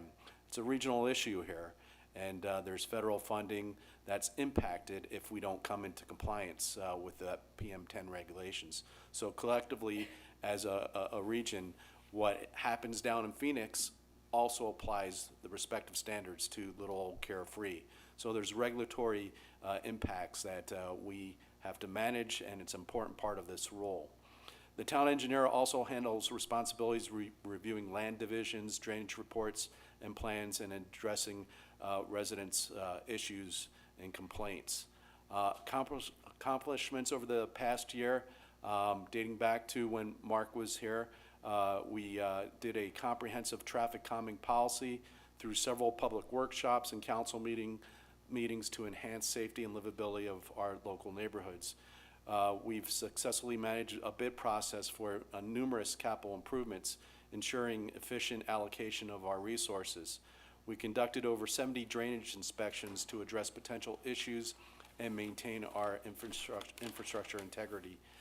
We also did some dust control permitting requirements, contributing to environmental sustainability, updated our 5-year CIP and prioritized CIP projects, and once again, as I alluded to earlier, came into compliance with our MS4 requirements. Over this next year, ensuring continuity and continuing on with the regulatory compliance, training our staff. There's MS4 training requirements that our staff is required to do, so we have to come into compliance with that. Update our culvert drainage plan. So we have over 300 culverts within the community. This is infrastructure that people don't even think about, but it's out there. And we don't use it that much, but when it's used, you expect it to work. And some of this stuff is 30, 40, 50 years old, and it has to be maintained, it has to be managed, has to be upgraded. So we have some drainage projects that will be happening over the next several years that relate to managing these assets. So upgrading that plan and enhancing our efficiency and effectiveness in doing so. Preparing our future CIP bid documents. We just don't shoot from the hip. We have a bid process associated with every CIP. These are very comprehensive documents. If you looked at our last bid document, for example, for our street project, thing is about 3 inches thick. These have specifications in it, they have conditions, it goes over every detail and facet of the respective project. It takes a lot of time to do. I work with the town engineer in preparing those things. Also collaboration with Public Works. Public Works, they're the eyes and ears of the community, always out there, and they see things that I'm not always visible to, and a lot of those things happen after storm events and erosion along our streets. So there's some things that require a town engineer to say, wait, we have to engineer this shoulder repair, and this is the proper way of doing it. So those are coordination things that happen between the town engineer and our Facilities and Street Department. Also seeking grants. We sought a grant with the Flood Control District to update the culvert off of Carefree Drive. The reason why we qualified for that is there was some condos that were compromised during flooding events. That allowed us to qualify. So we worked through the Flood Control District to tap into those resources. We're looking at other opportunities to tap into resources. I mentioned earlier, working with MAG and being part of those regional planning efforts. That allows us a seat at the table to discuss then some potential funding that comes through the MAG organization. So those are some of the things that we have been working on and are continuing to working on through the Town Engineering Division. It's a critical part of what we do. Once again, our assets are not getting younger, they're getting older, and we have to manage them, we have to maintain them, and we have to do it in a responsible fashion that is economical based upon the model that we have. So any questions with the Town Engineering Division? No, I would just say, as the assets get older and time goes on, the work that the town engineer does just becomes more and more important all the time. And if you just go through that list, if you looked at the list 5 years ago, it was much lighter than it is today. So. Anyway, great. Well, thank you for that. All right, so moving on to our Streets and Facilities Department. That's headed up by Travis Johnson, who's our supervisor of that department. Phil Wolf is the lead foreman, and then Dustin Clark and Bobby Marino are equipment operators. Travis is just going to briefly touch upon, I know public speaking is not his favorite thing to do, but we're thankful he's on the streets and essentially every day doing that tough work that you see out there, and many folks see the team out on the street and making those improvements. So Travis, why don't you talk a little bit about your accomplishments and goals for next year? All right, thank you, Gary. Good afternoon, Mayor and Council. I'm Travis Johnson, the Town of Carefree Public Works Director. Got behind me the rest of our crew. We've got Phil and Bobby and Dustin, and these guys really they're our backbone of the town. They're everything that gets done around here, they've got a hand in. We're out doing literally everything, with the street project to out there in the middle of the night cleaning up storms, you name it. Well, they're out there doing it. So thank you.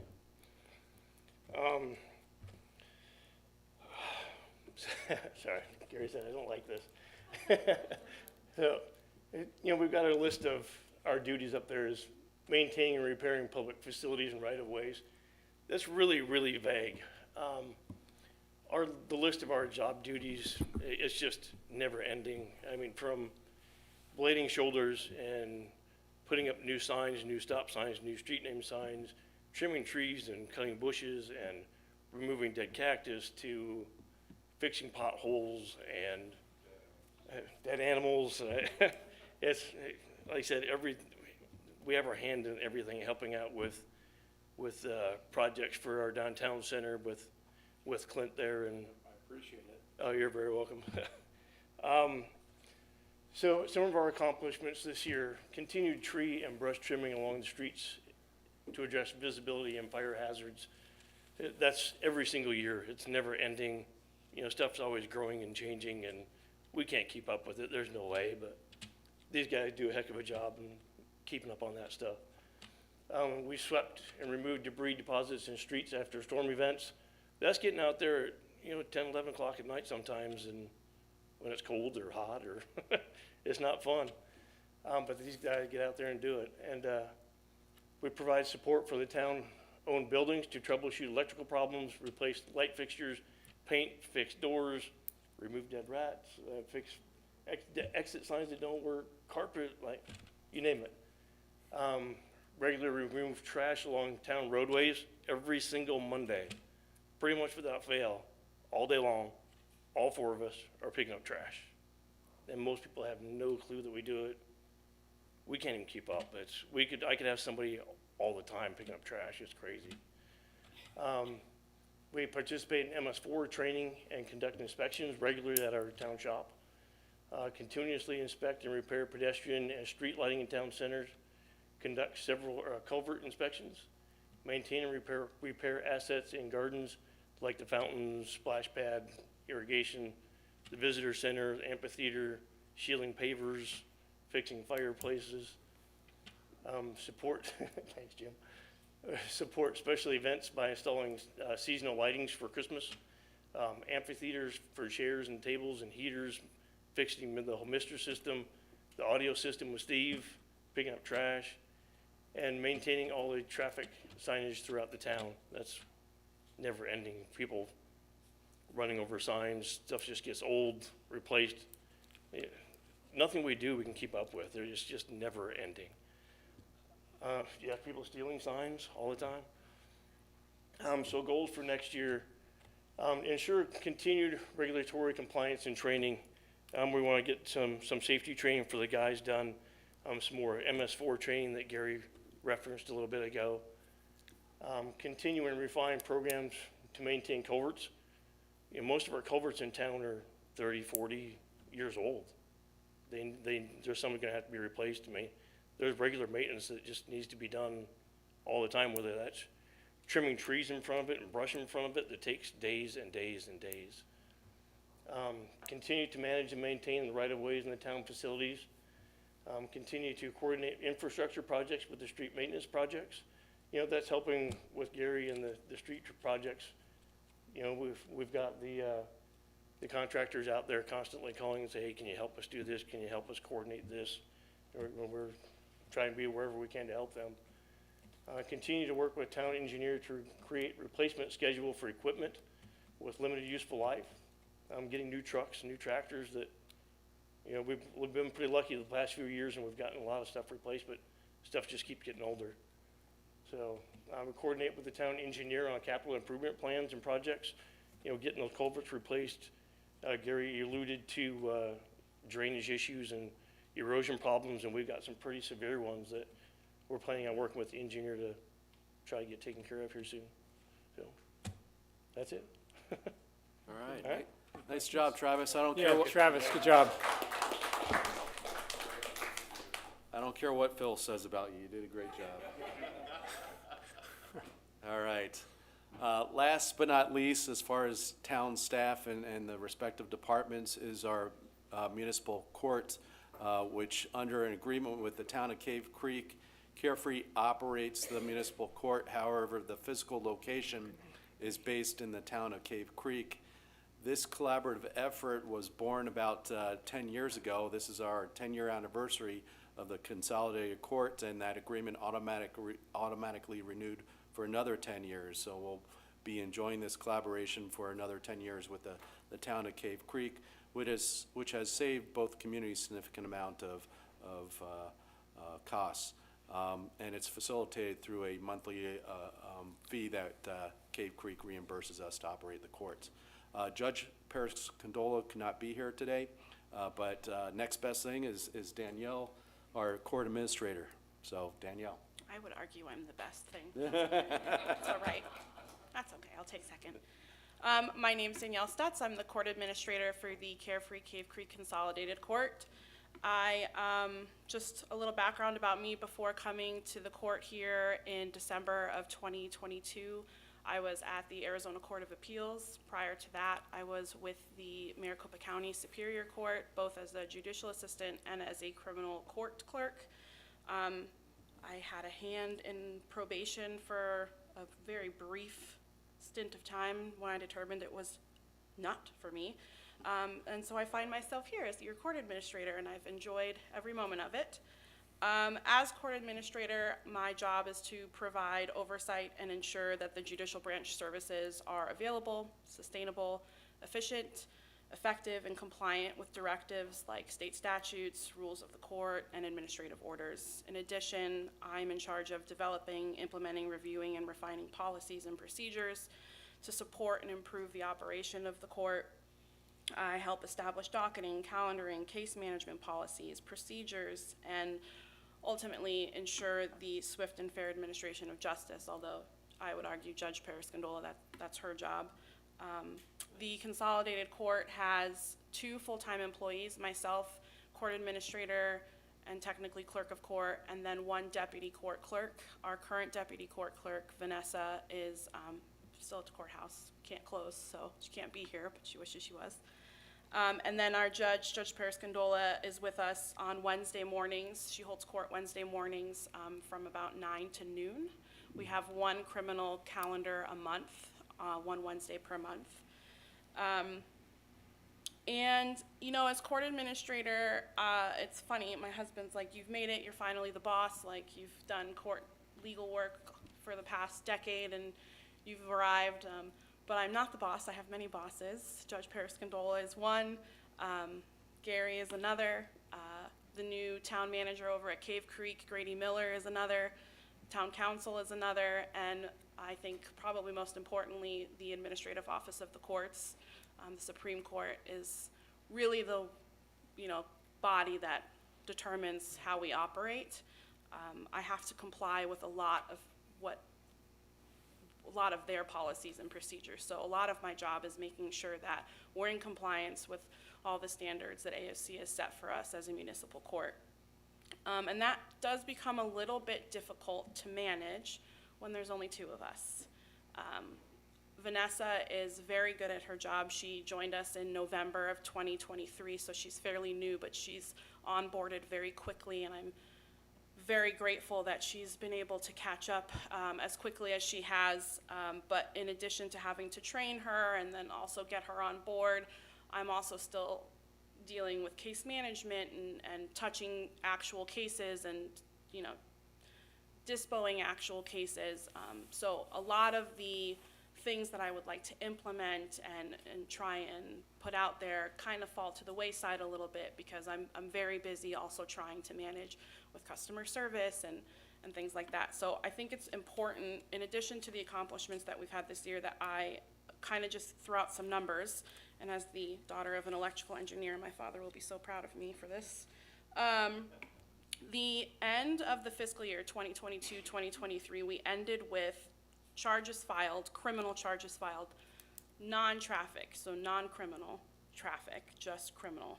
Your assaults, your property disputes, your misdemeanor drugs, your disorderly conducts, ended with 28 charges filed total for the last fiscal year, 2022-2023. This fiscal year, 23 to 24, which is not over, I recently just ran the numbers this morning actually, it's at 54, so that's increased. Our civil traffic violation charges at the end of the 23 fiscal year was 952. And after running the numbers this morning, again, still having to account for a little portion of March, April, May, and June, we're at 968. So we've already surpassed where we were at the end of the fiscal year last year. But most impressive is the amount of town code violations. And so last fiscal year ended with 7 town code violations, and this year so far there's been 74. Now that's attributable to 2 things. 1, the few short-term rentals that did come to court, and 2, Marshall Stein has been on a ticket kick. So he's out there giving town code tickets for the town of Cave Creek. So that significantly increased that town code violation count. So at the end of the fiscal year of 2023, in total, all charges filed, we ended at 1,043 cases, or 1,043 charges filed. And we currently sit at about 994, and we still have some time before the fiscal year ends. So we've seen a significant increase in the amount of charges that are being filed, which would explain why I feel so busy, which is great. The last fiscal year was really good. It gave me the opportunity to see how the court was operating, to see where we can make improvements, to see where we were exceeding the expectations of AOC. So I really took that last year to kind of just assess where we were at, and I'm really hoping this year to implement some of the changes that I'd like to do, which include things like Paradise Valley and Glendale offer on their tickets, on their criminal traffic or civil traffic tickets, a QR code at the base of their ticket, so that when the officer hands a citizen a ticket, that citizen can scan the QR code and it goes directly to that municipal court's website, and they can see all their options on how to take care of their ticket. You can do defensive driving school, you can automatically just type in that you want a civil traffic hearing and it gets transmitted to the court, and the court can set a civil traffic hearing, or you can pay your fine directly on the municipal court's website. Right now, the Carefree Cave Creek Consolidated Court, the sheriff's office hands out a ticket and something that we call a bond card, which is a separate document. That document lists all the possible violations, how much the fine is for each violation, and gives you your 3 options, including writing in on the document that you would like to request a civil traffic hearing and mailing it to the court. I ordered a new set of bond cards because as the sheriff's office hands them out, they, need more. I ordered a new set of bond cards in November of 2023. They came to me last week and said they need another order of bond cards. I ordered 1,000 bond cards in November at $500 for those 1,000 bond cards. Now, if we implement a QR code, not only does it not cost the court or the town anything to implement the QR code, but it also saves that money from having to produce bond cards on a regular basis, so it would definitely cut costs down. So again, something I would like to implement, but something I need the time to be able to go talk to MCSO, go talk to the IT vendor to make sure that we can put it on the ticket, and also I need to go to AOC, the Supreme Court, and say, will you allow this to be on our ticket? They need to approve it first as well. So just an idea for something I'd like to do in the next fiscal year. Additionally, with that QR code, sending it to the municipal court website, I would like to work with Madison, and we've kind of just scratched the surface a little bit on what I'm hoping to do, but I'd like for attorneys to be able to file motions online instead of having to email them to us in an inbox, a general mailbox. It just makes sending it off to the judge for an order far easier if we have some sort of filing system online. It also makes it more accessible to the public if they need extensions to complete defensive driving school. In addition, the court, while we do an independent audit each year, and we've always passed with flying colors, which is great, the court is subject to an audit by the administrative office of the courts. They never say when it's coming, but we haven't had one in quite some time. So I do anticipate that it will be coming at some point, and I'd like to be prepared before they call and say we're coming. So I need the time to be able to go through all of our files, make sure we're up to date with our what we need to purge and what needs to be put away, and make sure all of our systems are up to date. That would include me going to AOC and finding an audit mentor and them sitting down with me and discussing these are the things that you can expect in the audit. This is what you need to do to prepare. And I assume that will take some time. So that being said, we have a lot that we've accomplished this year. We're maintaining very well, but there's a lot that I would like to do to improve accessibility, ease of use, things like that. And in order to do that, I do need, time and potentially another employee. So I know prior to COVID, the court did employ 3 full-time employees in addition to the judge. So I would like to have a discussion about that possibility as well. I think that would definitely help with the numbers that we're seeing, the increase, and MCSO and Marshall Stein are just really out there like getting the job done. So I need a little backup. So that I think is all I have. If you have any questions for me, I'm more than open to them. Do you think that if you were able to attain some of these technologies that would build efficiencies into your process, that would alleviate the need for another person, or? I think it would eventually, and so in thinking about adding to our headcount at the court, the idea would be, at least in my head, I don't necessarily need full-time.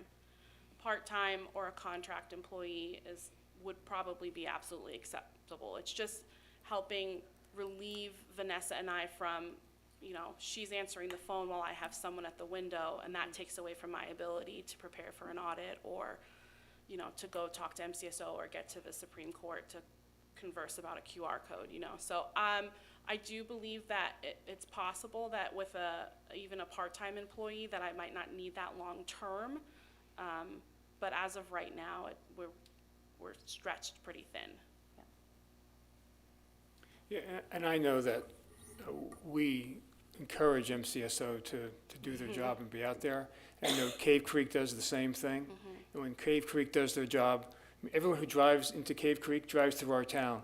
So if they get caught in Cave Creek, they're doing us a favor. Right. And so as a result of that, we have to support the other part of the equation, which is the court. Right. So we certainly appreciate what you're talking about, and we'll, Thank you. I will say, because I know you asked last time, we did have one defendant that did go to Veterans Court. I know you had asked about Veterans Court, so we did have one defendant that participated in Veterans Court and was successful, Oh, and cool. actually had great things to say about it, so I was very happy to hear that recently, so, okay, very good. Yeah. Okay, well, thank you, well done. thank you. All right, Mayor, moving on. So that concludes staff's presentations, but we do have contracted presentations. But hopefully you heard a lot about staff's responsibilities, what they do on a daily basis, have a better understanding from a foundational perspective of what each department and division brings to the table and why we have them. So this is the purpose of why we do this every year. But once again, we do have other services that we contract out with.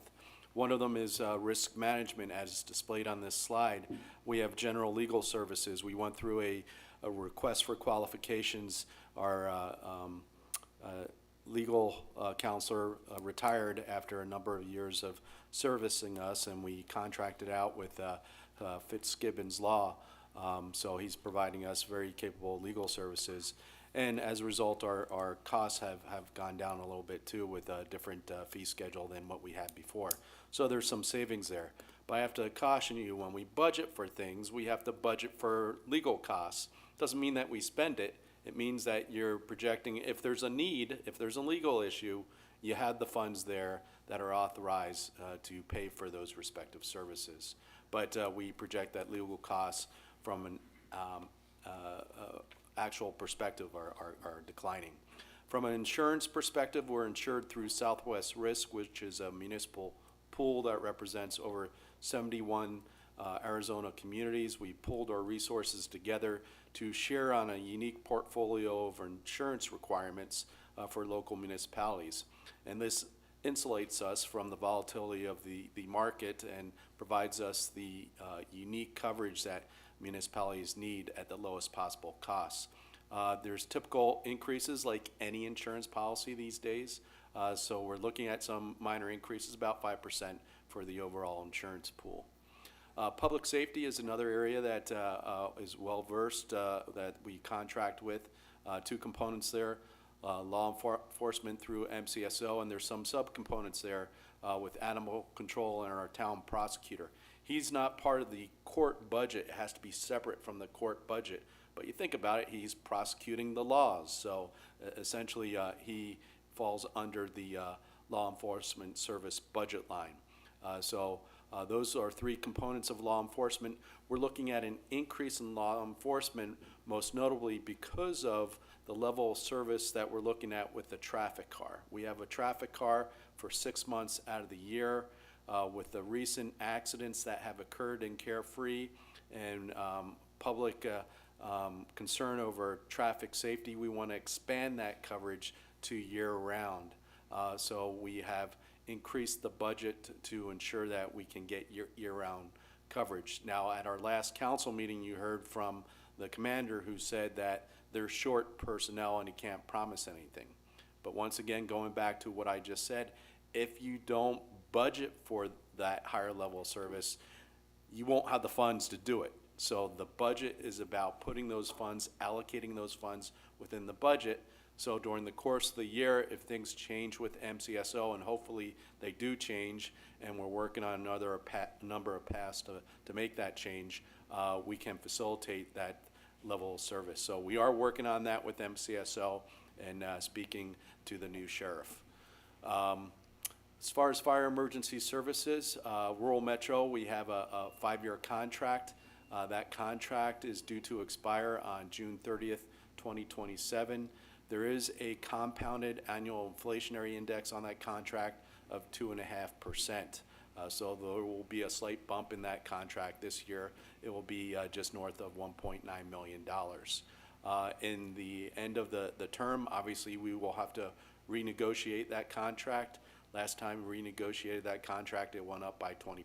So we gotta anticipate another bump in this contract and then the incremental annual inflators. There are some capital improvements to be made to the fire department, both in emergency service equipment and some capital improvements within the firehouse and some of the appliances. With us today are our battalion chief and district chief, and I'll pass the baton on to them, who can go through some of those things that they're looking to do. Good afternoon, Mayor, council members, Administrator Nace. Thank you for the opportunity to come before you and talk this afternoon. Before I go into the items on the list, I'd like to give a brief introduction of myself. I'm a 32-year veteran firefighter. In the last 4, I've been in a chief officer role. In addition to overseeing the town of Carefree as part of my daily routine, my bigger picture of responsibilities include logistics for all of rural metro and the valley here, which covers 12 stations, roughly 33 apparatus, and 162 full-time employees. In that assignment, I am responsible for sourcing new fire equipment, medical equipment, purchasing of new apparatus, in addition to overseeing our fleet department, which I have a direct liaison role with our fleet manager of 8 people. I'm also a liaison with our dispatch department, which I can't go in and give direct orders, but I can certainly go in and influence the dispatchers on how they perform for us as a department and how it directly affects the town of Carefree. In addition to that, I also oversee our fire prevention department, which includes 3 fire investigators, one which is directly tied to the town of Carefree, which is Ryan Wick. He's the town's fire marshal. And then my bigger picture, outside of logistics, I also oversee Rural Metro's North Battalion, which includes the town of Carefree and Rio Verde, which we have 42 full-time firefighters. 3 of those are battalion chiefs who are in the town of Carefree pretty much 24/7. One of those will be new to us starting April 25th. His name is Tim Kelly. He is also a 32-year veteran of the fire service from LA County, and he's going to bring a tremendous wealth of knowledge and experience to our battalion up here in Rural Metro Fire. Our crews up here, just in the town of Carefree alone, last year they ran over 600 calls and have documented over 1,000 hours of training here in the town. And our goals for last year, even though I'm new to the appointment for the town, pretty monumental in any aspect of the fire service. Having a brand new engine and a brand new brush truck is pretty significant. So the town did a good job, as far as I'm concerned, on achieving those goals for the 2023 year. Where we'd like to go in the future is we would like to replace some end-of-life fire equipment, which is vital to the day-to-day operations of our firefighters and their safety, in addition to doing some updates and kind of remodeling within the fire station as well as the exterior of the fire station. We do have a couple of really cool and neat programs that we're currently kicking off right now. One of them is we'd like to get the town to be a CPR accredited town and a heart safe town, in addition to the FireWise program, which is a community risk reduction program, which directly involves the community members in getting them educated on how to make their town safe from wildfires. So those are 2 pretty big programs where we're getting the program started actually right now, and we hope to get them really full steam ahead by summer. And that's pretty much all I have. What questions do you have for me? Well, go ahead. I was just saying, those 2 programs, we'd love to work with you on them, right? So just tell us what we need to do to put the word out and get people to go through the CPR class.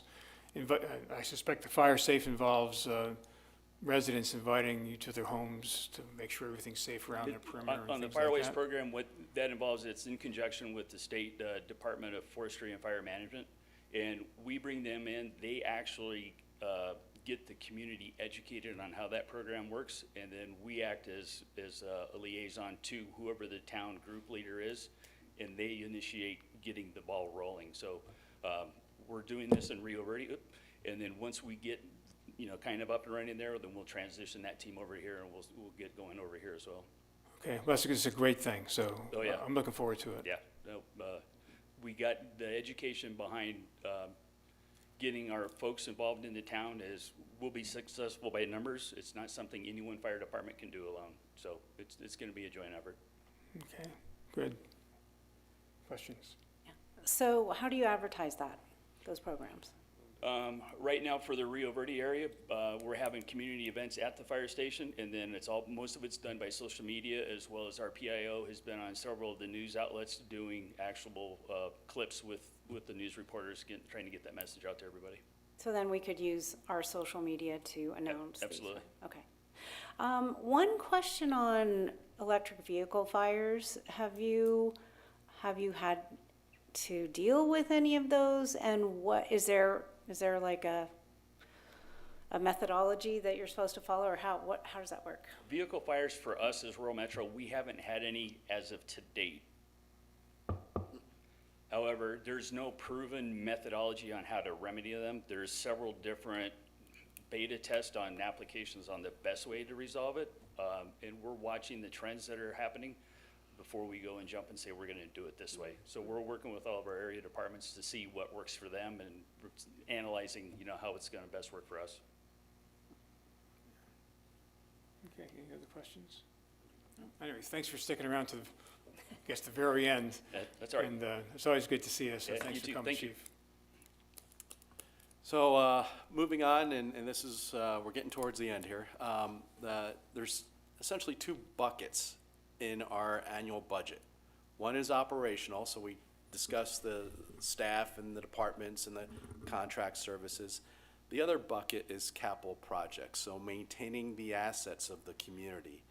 So I've split it up into four dimensions here: traffic safety, drainage repairs, street maintenance, and town center. As far as traffic safety, the issue of the day is calming traffic coming through our arterial streets. With the recent hit and runs, there's obviously a prevailing concern in the community of trying to calm that traffic. That's done through enforcement, and we know the challenges with enforcement and the personnel that MCSO has experienced. But we can assist them in that enforcement by using speed radar signs. One is an educational component to that. Some people, they're not paying attention, but when they see the sign pop up their speed, they then say, oh, it's time to slow down. So that's an effective way that many communities are using to educate people. The other aspect of these signs is they collect data, and that data can be pushed to MCSO. That data harvests the information of all the drivers going by that respective speed sign, and will outline when the bad actors are coming through the community and trend it. So that will allow for more focused service from MCSO. So with limited personnel, you want to hit those peak times to calm the traffic. So we're going to program in about 12 solar radar speed signs to assist in our enforcement efforts. Flock cameras are another tool used by the industry. It's being used throughout the region. There's some in Cave Creek, many in Phoenix and Scottsdale. And it's one of those technologies being used to catch the bad actors. It was used as evidence to catch the person that drove that vehicle over that motorcyclist. So it's important information to allow us to help facilitate solutions to some of our traffic incidents that are occurring in and around town. Our traffic calming policy, we're allocating $15,000 each year to neighborhood traffic calming techniques, so that's within the budget, as well as pedestrian crosswalks on Tom Darlington. We were not successful in getting anybody to bid on our project this past year. We are in the process of bidding that out again, and we'll see how successful we are. There are regional funds behind those improvements of approximately $400,000 that will help us facilitate safer crosswalks, which many of the people in and around the town center have asked for time and time again, especially those on Tom Darlington now that have not received the improvements like they are enjoying on Cave Creek Road. Drainage repairs, drainage repairs, we touched upon this a little bit. Along the Galloway Wash, we have some roads that parallel some of our streets where the banks of the wash are eroding towards the street itself. And one or two good monsoons, these streets will be compromised. So we have to solidify those banks, so we're gonna program in some funds for that, as well as funds to repair and maintain some of our culverts. Street maintenance, we're on the third leg of our current street maintenance program. Cue the sweepers behind us. But that's a $3 million project. The slurry seal will start next week, and that's the final phase of that three-step process. So 20% of our streets will be treated with the most recent project. We're looking at a M&O, a mill and overlay of sections of Tom Darlington, the western section of Cave Creek Road by Lowe's, and the section of Cave Creek Road between the traffic circle on Cave Creek Road and our western boundary on Scopa. Those areas, a lot of alligatoring, where there's potholes that are emerging.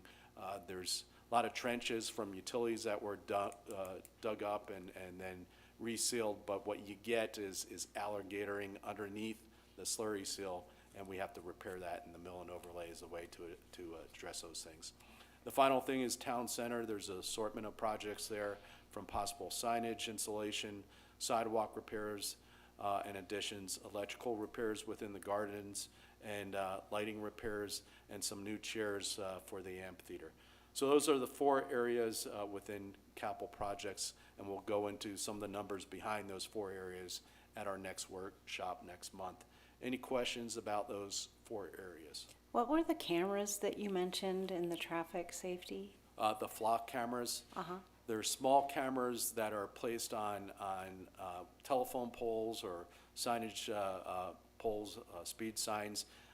Very nondescript, but it allows for the recording of the vehicles that come by.